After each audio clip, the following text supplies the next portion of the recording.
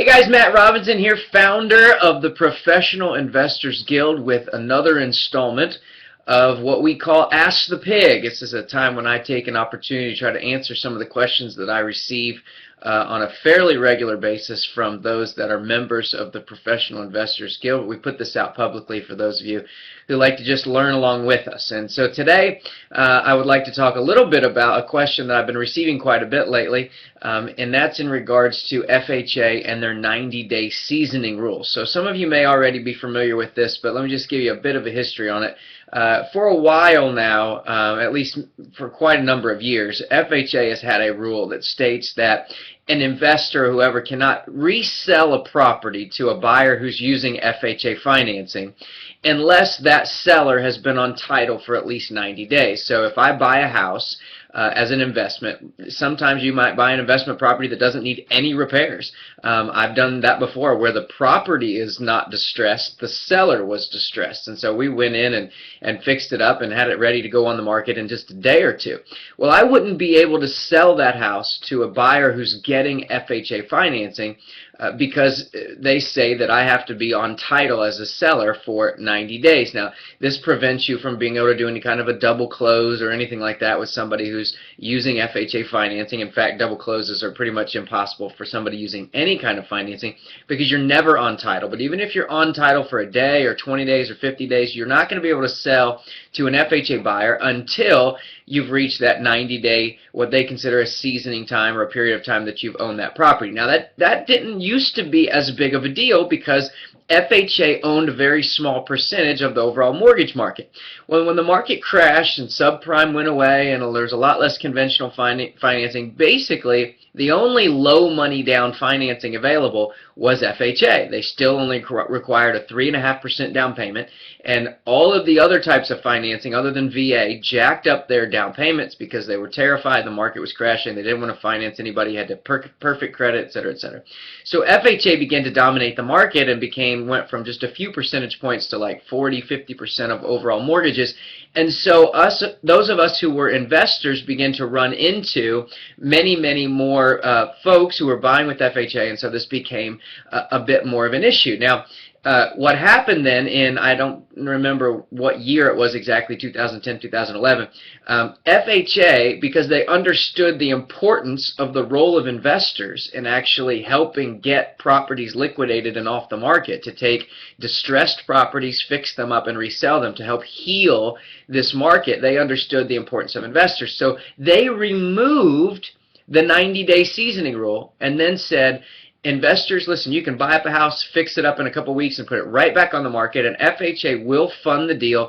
They did have some additional regulations and rules, and there had to be a second appraisal or what have you, but they wanted to encourage more investment. They wanted to encourage more rehabbers to do more deals, to buy stuff and to sell to FHA buyers, and so they relieved that rule for a period of time. Now, there were a lot of banks, those of you who are going, well, I still had to come up, I still had to own it for 90 days. Those of you who are investors might thought, well, I sold to an FHA buyer and it wasn't waived for me. Well, that's because many banks put what were called overlays on top of FHA's rules. So FHA says, okay, we'll insure this loan as long as you follow all these rules. Well, it used to be you had to own it for 90 days. Well, they got rid of that rule, but the banks would then create their own rules on top of that because they were still scared and skittish and afraid, they were going to have to buy back these loans and all these other things. So most of the lenders still made you have to be on title for 90 days before you could resell. There were a few who did not.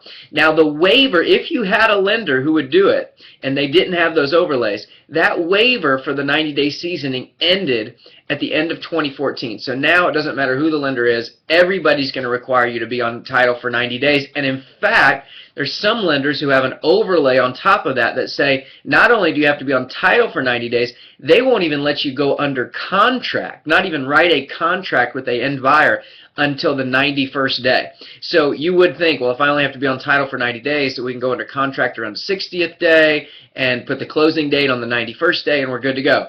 Not necessarily. Now, that would satisfy FHA's requirement, but not some of the overlays that lenders have put on it that say you can't even be under contract till the 91st day. So why do I say all this? Because that was just a bit of an overview to bring you to this point for you to understand that the important fact here is that if you are an investor and you're renovating property and you're trying to resell, you want to know if you get multiple offers. Okay, this is point number one. If you get multiple offers, just because somebody's offer might be a little higher, if they're FHA financing with somebody else's VA, conventional, rural housing, which is USDA, none of them have any type of seasoning. You could buy it one day and sell it the next. And so if you're comparing two offers when you're reselling the property as a rehabber, you certainly want to understand that there is a bit of a hit if you're before 90 days or 91 days. You may not necessarily want to take the FHA buyer unless the offer is significantly more and you don't mind waiting a little bit longer.